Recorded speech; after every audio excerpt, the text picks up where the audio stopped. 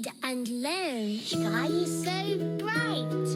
Smart kids grow with moonlight. Read and learn, shine so bright. Smart kids grow with moonlight. E-Schoolify series, fun and true. Learning dreams for me and you. Welcome to E-Schoolify series. Assalamualaikum, Sayyida Maryam Naqvi is here from the Moonlight International Publishers. Respected teacher, میرے محترم اساتذہ کرام، آج ہم سکھائیں گے نیم.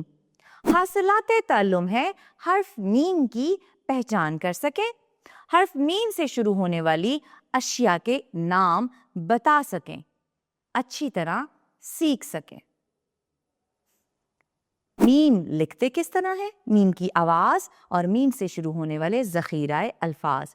اوپر جائیں نیچے آ کے میم بنائے.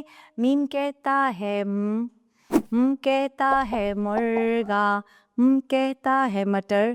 اور میم سے اور کون کون سے ذخیرہ الفاظ بنتے ہیں؟ مینڈک، مرغی، مچھلی، مریم اور مور. میم کہتا ہے کہتا ہے مرغا. مرغے کے سامنے ہرے ہرے مٹر پڑے ہیں.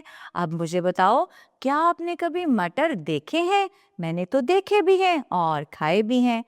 اچھا، اب اس طرح کے سوالات آپ نے کرنے ہیں، مختلف فلیش کارڈز بنانے ہیں. جس طرح میں نے آپ کو مختلف میم سے شروع ہونے والے ذخیرہ الفاظ بتائے، بچوں کو تصاویر دکھانی ہیں، ان کے نام، ان کے رنگ پوچھنے ہیں، تاکہ بچہ زیادہ سے زیادہ اچھی طرح سے میم سے شروع ہونے والے ذخیرہ الفاظ کمرہ جماعت سے سیکھ کے جائے.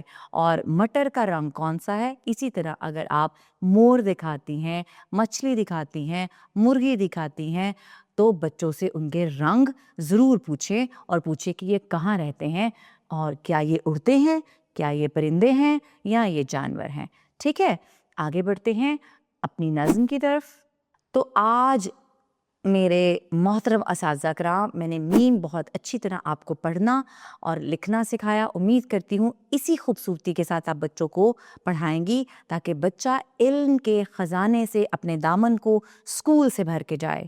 اور یہی ہمارا عزم ہے کہ ہم بچوں کو بہت اچھا سکھائیں. اس کے ساتھ ہی مریم نقوی کو اجازت دیں. شکریہ، اللہ حافظ.